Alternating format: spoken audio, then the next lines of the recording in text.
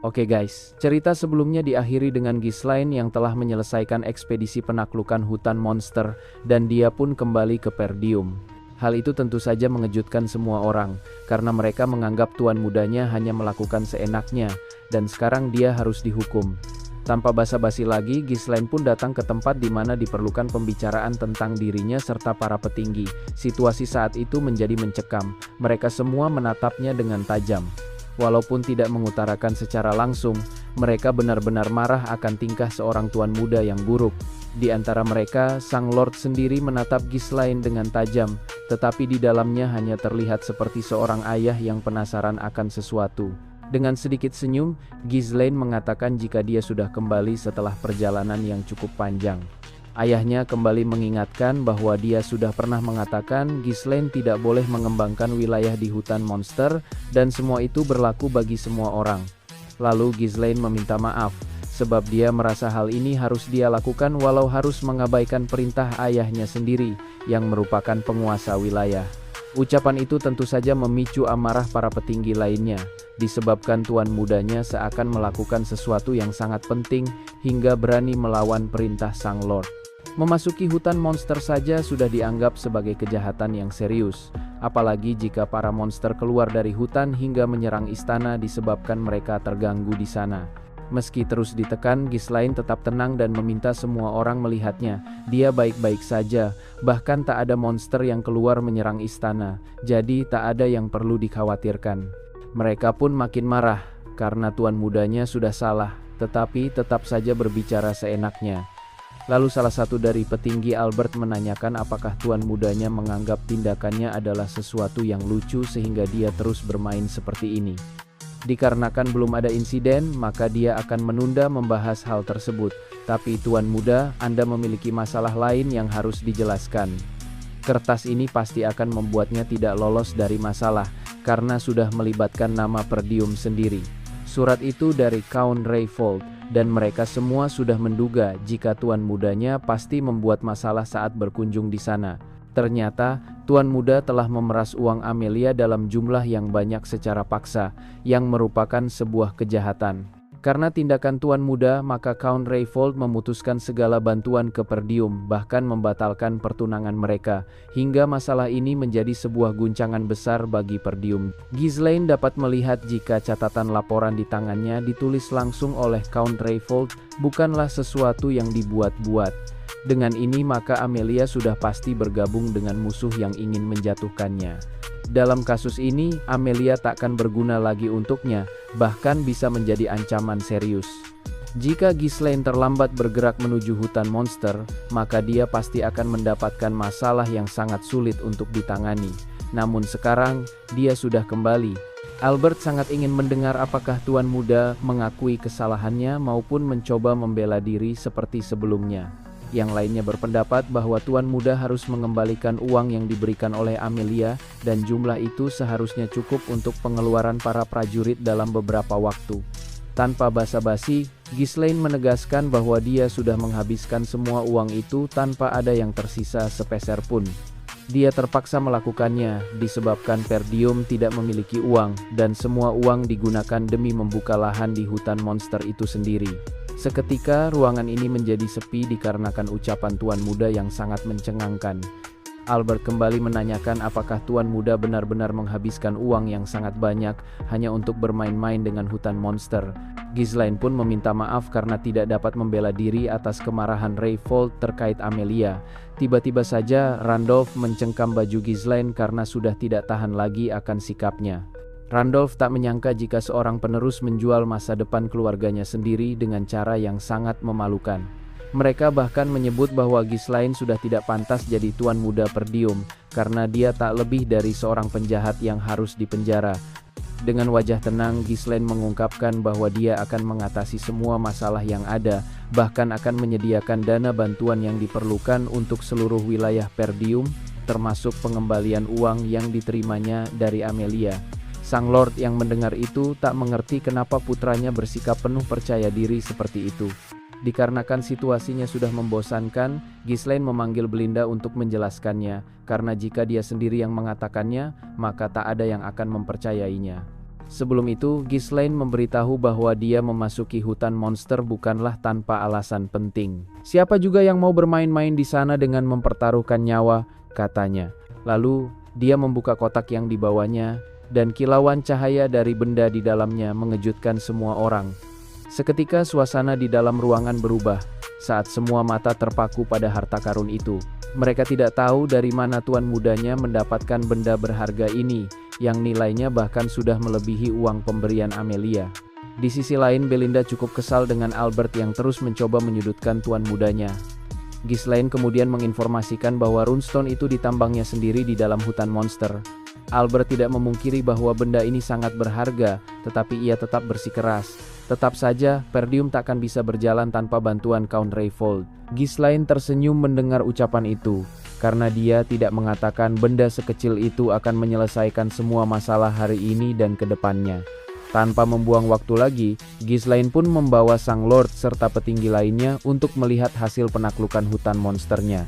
Yang benar saja, runestone berharga dalam jumlah yang banyak telah dikeluarkan dari wilayah hutan monster.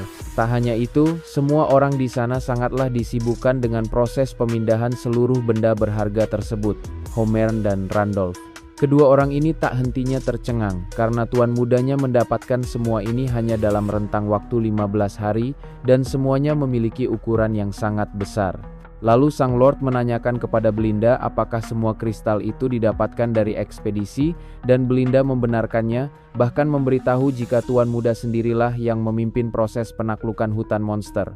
Tidak hanya itu, kristal berharga ini masih banyak di dalam hutan monster yang telah dibuka. Kulit Dirus Ants, kulit monster Bloody Python, serta monster langka lainnya juga merupakan sesuatu yang sangat berharga. Dengan ini, Ghislaine menegaskan bahwa semua yang dilakukannya bukanlah dilandasi atas keegoisannya semata, melainkan untuk keuntungan Perdium.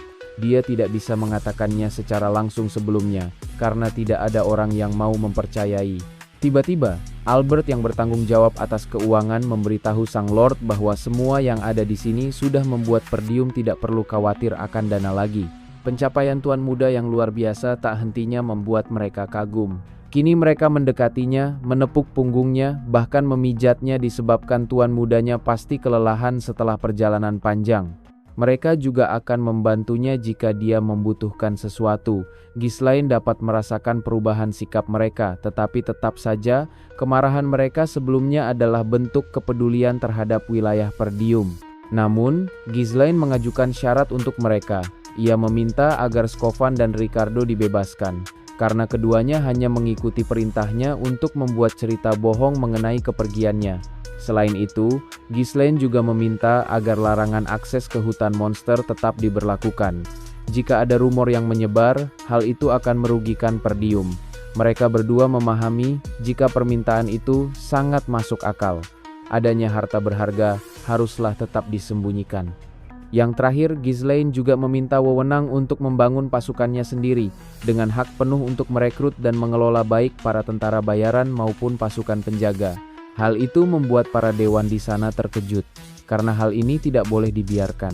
Tak ada yang tahu hal seperti apa yang akan dilakukan tuan mudanya dengan mengembangkan pasukan seperti itu. Albert memuji pencapaian tuan mudanya yang hebat, tetapi dia tidak berada di posisi untuk meminta hal seperti itu. Berdasarkan sikap tuan mudanya selama ini, membiarkannya memiliki pasukan adalah hal yang mencurigakan. Hanya saja, Ghislaine merasa jika pamannya di depannya salah paham. Dia hanya ingin mengatur semua yang diperlukan dalam proses penambangan. Semua tentara bayaran yang direkrutnya adalah yang terbaik. Jika menggunakan pasukan yang belum teruji kesetiaannya, maka mereka bisa saja membocorkan rahasia hutan monster. Hal itu pastinya berdampak pada Perdium, bahkan kondisi terburuknya harta berharga tersebut dapat mengundang ketertarikan negara lain. Lalu Albert meminta Sang Lord mengatakan sesuatu, karena tuan mudanya pasti hanya mau mendengarnya di situasi seperti ini. Di saat yang sama, para tentara bayaran mendekati Ghislaine karena telah menunggu kedatangannya. Mereka menyambutnya dengan sangat baik. Bahkan mereka melaporkan telah melakukan tugasnya seperti yang diperintahkan. Persediaan telah terisi, dan semua monster yang ditaklukkan sudah diamankan. Kini, mereka hanya menunggu perintah untuk berangkat. Kaur bertanya, bagaimana dengan Bloody Python itu? Ghislaine mengerti maksudnya. Ia tahu bahwa racun, darah, daging, dan bahkan tulang dari monster sekuat itu harus segera dipisahkan agar tidak cepat membusuk. Mereka yang mendengar langsung akan melakukan sesuai yang diperintahkan tanpa adanya protes. Randolph, sebagai seorang jenderal, orang di belakang Sang Lord sangat mengetahui keras kepala dan keangkuhan para tentara bayaran. Tetapi siapa sangka tuan mudanya dapat mengatur pemimpin mereka seperti itu, seakan-akan mereka sudah bersama sejak lama. Sang Lord makin tertarik pada putranya, tetapi dia juga tidak boleh mengabaikan bagaimana sikap Ghislaine selama ini. Ia mendekat Ghislaine sambil memujinya, bahwa membuat tentara bayaran patuh seperti itu pastinya membutuhkan usaha yang sulit. Ghislaine membenarkan perkataan ayahnya. Kehadiran mereka merupakan bantuan yang berharga, sekaligus menjadi alasan ia berhasil menaklukkan ekspedisi hutan monster ini. Setelah mendengar hal itu, Sang Lord pun berbalik sambil meminta semua bawahannya untuk kembali ke kastil. Di sela itu, Sang Lord menegaskan bahwa dia akan membiarkan Ghislaine kali ini, tetapi jika dia melanggar perintah lagi, maka dirinya harus dihukum. Ghislaine pun tersenyum sambil mengucapkan terima kasih atas pengertian ayahnya. Sang Lord berjalan dan mengatakan bahwa suatu saat dirinya akan memilih pewaris dan sebaiknya putranya memiliki semangat seperti Sang Northern Wolf.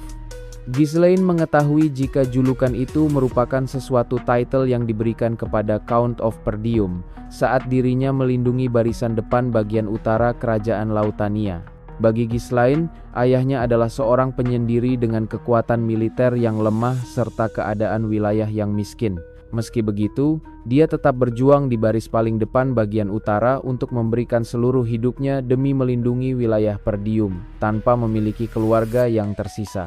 Setelah berjuang dengan sangat keras, akhirnya ayahnya mendapatkan kematian yang menyedihkan, bahkan tidak ada seorang pun yang mengingatnya.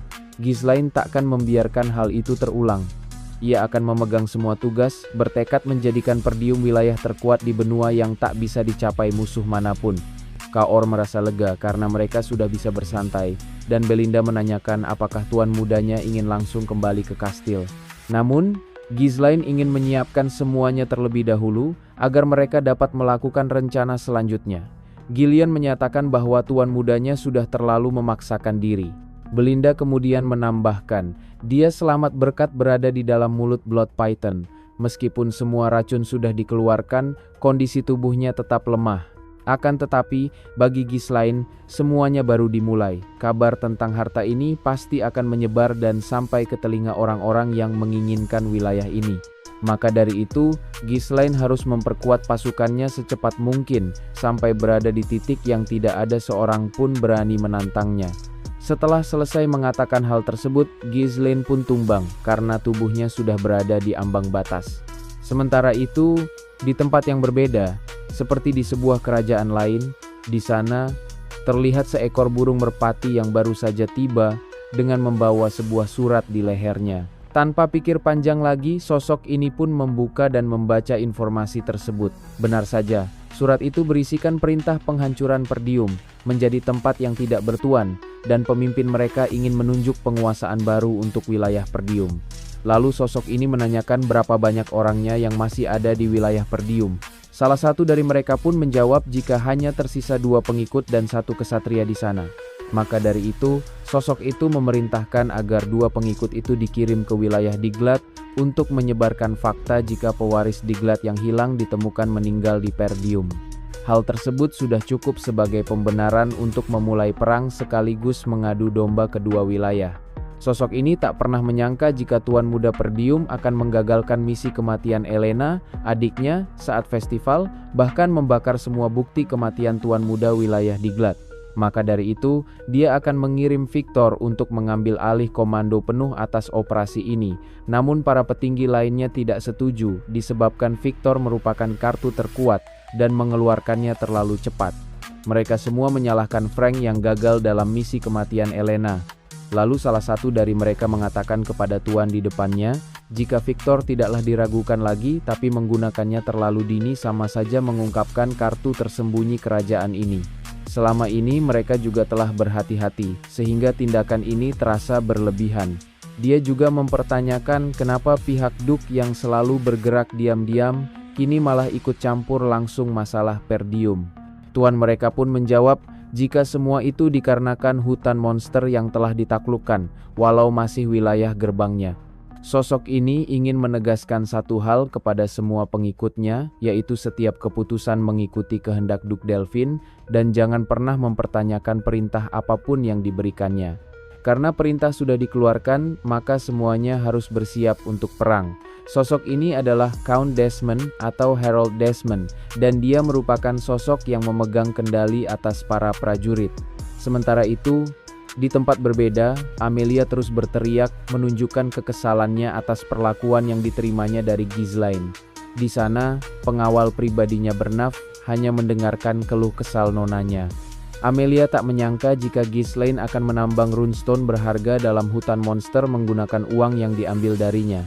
Meskipun telah mengirim grup tentara bayaran terkenal seperti Wildcats, tapi mereka tetap saja gagal dan dia bahkan harus membungkukkan kepalanya kepada Lord Perdium untuk memutuskan aliran dana tersebut. Hal itu membuatnya terlihat seperti orang yang tak berguna. Bernaf mengatakan jika nonanya tidak seperti biasanya. Seketika Amelia berhenti merengek. Dengan menjaga ketenangannya kembali, dia pun berbalik dan menegaskan jika dirinya tadi hanya hanyut dalam emosi yang tak berguna. Dia akan menerima apa yang sudah terjadi dan hanya perlu memikirkan balas dendam untuk membuat Ghislaine menyesali semua perlakuannya. Dikarenakan Perdium telah menemukan tambang runestone berharga, maka mereka tidak akan mengalami masalah keuangan lagi sekaligus tidak ketergantungan dengan manapun. Dengan ini, Perdium dapat berdiri sendiri, dan cepat maupun lambat mereka akan semakin kokoh. Tapi sebelum itu terjadi, terdapat masalah yang harus mereka selesaikan, yaitu menjual runestone berharga tersebut. Menurut informan wilayah Perdium, mereka baru mendapatkan harta karun itu 2 hari yang lalu. Dan waktu singkat itu belum cukup untuk membangun ulang rantai aliran dana yang ada, sekaligus waktu yang tepat untuk memanfaatkan celah saat ingin menjualnya. Bernaf pun langsung mengerti jika nonanya ingin bergerak sebelum mereka menjual runestone tersebut. Tapi di mana mereka menjualnya? Tanya Bernaf. Amelia pun berpendapat jika hanya ada satu tempat di utara yang mampu menjual benda itu secara besar-besaran, yaitu Scarlet Tower, menara paling utara, dikuasai oleh Delmood, seorang Archmage Circle ke-7. Runestone itu sangatlah penting dalam penelitian sihir, dan pihak Magic Tower pasti akan serius mengamankan pasokan runestone yang sangat langka tersebut. Target penyerangan ini bukan lagi samaran, melainkan jalur utama menuju ke Menara Tower, di mana para prajurit yang mengantarkan runestone berada. Mereka akan terus menyerang siang dan malam secara perlahan sampai mereka semua kelelahan. Bernaf mengerti, dan dia cukup mengenal jalur yang akan dilintasi sehingga semuanya bisa berjalan baik. Tapi, ada juga Crimson Flame Tower yang terletak di wilayah Brivan. Apa Nona yakin kita harus memfokuskan semuanya pada jalur Scarlet Tower? Jika penemuan runestone berharga itu terjadi di masa lalu, maka Crimson Flame Tower pasti akan menjadi targetnya, jawab Amelia. Tapi Ghislaine yang serakah pasti takkan ke sana. Saat ini Scarlet Tower yang memiliki banyak uang dapat membelinya dengan harga lebih tinggi. Kali ini dirinya pasti akan membalas dendam sekaligus mengambil semua runestone berharga tersebut dari tangan Ghislaine. Sementara itu di wilayah Perdium, di mana Ghislaine masih terbaring dengan perban di sekujur tubuhnya, dia bermimpi akan dirinya yang melompat secara langsung ke dalam mulut sang monster Blood Python untuk menghabisinya. Seharusnya Ghislaine sudah tertelan dan sebentar lagi akan mati, namun di sana dia enggan menyerah. Dengan melapisi tubuhnya dengan mana miliknya, dia paham jika monster ular ini sedang bersiap mencerna mangsanya. Sebelum melalui tenggorokannya, racun akan dikeluarkan untuk melarutkan mangsa agar lebih mudah dicerna dalam perut. Dengan mana yang keluar dari third core-nya, maka racun akan langsung terbakar sehingga membuat racun tidak mengenai tubuhnya secara langsung. Akan tetapi, asap racun yang diproduksi saat prosesnya membuat udara mematikan jika terhirup. Kebanyakan mangsa akan kehilangan kesadarannya dalam proses pelarutan ini dan mati. Jika dia pingsan di saat ini, maka semuanya akan berakhir, dan Ghislaine harus bertahan apapun yang terjadi. Di tengah kematian, Ghislaine terus memikirkan jika masa depan Perdium berada di tangannya, dan dia harus hidup sesuai keinginannya tanpa penyesalan seperti masa lalu. Waktu terus berjalan, dan Ghislaine sudah tidak bisa menghindari racunnya yang terlalu banyak.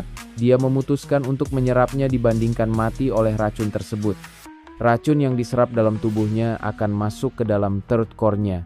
Menggunakan 3 putaran core yang telah dikembangkannya saat menjadi tentara bayaran, maka dia mencoba menetralkan racunnya. Pengendalian mana yang rumit hanya bisa dilakukan oleh mereka yang telah mencapai level manusia super, dan Ghislaine harus mencapai level tersebut untuk selamat. Dengan tindakannya itu serta keputusannya yang tepat, maka Ghislaine berhasil keluar dari gerbang kematian, yaitu tenggorokan sang monster.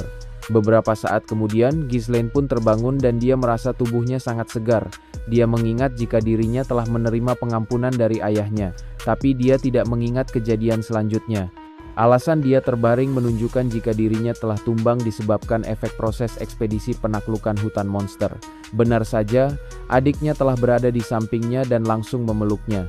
Ghislaine telah pingsan selama 2 hari, dan Elena sedikit kesal karena kakaknya pergi tanpa mengatakan apapun, dan sekarang kembali dalam keadaan seperti ini. Meski begitu, dia sangat senang dan sangat mengkhawatirkan kepergiannya. Namun Elena langsung mendorong kakaknya karena sedikit malu memeluknya, padahal mereka seharusnya tidak seakrab ini. Lalu Elena berlari untuk memberitahu Belinda jika Ghislaine sudah terbangun. Ghislaine tak menyangka jika dia sudah terbaring selama 2 hari setelah keluar dari mulut monster Blood Python. Dia menerima pengobatan dari Belinda dan lanjut bekerja. Tapi siapa sangka tubuh muda ini tidak bisa menahannya. Dia tak memungkiri jika keputusannya menyerap racun sangat berbahaya, tapi tubuhnya ternyata dalam keadaan bugar. Padahal 2 hari seharusnya tidak cukup memulihkan semua lukanya. Tak hanya itu, Ghislaine dapat merasakan keanehan dalam tubuhnya, di mana tingkat penyembuhannya meningkat disertai kapasitas total mana yang lebih dari sebelumnya. Mananya telah mengalami perubahan, dan dia dapat merasakannya. Ini menunjukkan jika energi monster Blood Python telah menyatu pada tubuhnya. Bahkan di kehidupan sebelumnya, dia tidak mengetahui ada cara seperti ini untuk bertambah kuat. Semua ini bukanlah sesuatu yang direncanakan, bahkan dia mempertaruhkan hidupnya dalam kondisi terburuk. Dengan ini, maka Ghislaine yakin dirinya akan bertambah lebih kuat puluhan kali lipat dalam waktu singkat. Untuk sekarang, prioritas utama dia adalah untuk menjual runestone. 2 hari telah berlalu, dan orang-orang pasti sudah mendengar kabarnya. Maka dari itu, Ghislaine harus segera mengumpulkan para tentara bayarannya untuk menjual runestone-nya. Di saat yang sama, seseorang mengetuk pintu. Ghislaine mengira orang yang datang adalah Belinda, sehingga ia bisa langsung masuk tanpa harus mengetuk pintu. Namun, ia terkejut karena yang ada di sana bukan hanya Belinda, melainkan sang Lord sendiri. Raut wajah ayahnya menggambarkan rasa khawatirnya. Dia telah mendengar semua cerita, termasuk saat Ghislaine melompat ke dalam mulut monster Blood Python yang penuh racun, tapi dia dapat melihat putranya dalam keadaan baik. Sebagai ayahnya, kedatangannya tak sekadar untuk mengunjungi, melainkan ingin berbicara di dekatnya. Sang Lord memiliki sebuah permintaan untuknya. Ucapan itu sangat mengejutkan Ghislaine, sambil bertanya-tanya hal apa yang diinginkan oleh ayahnya.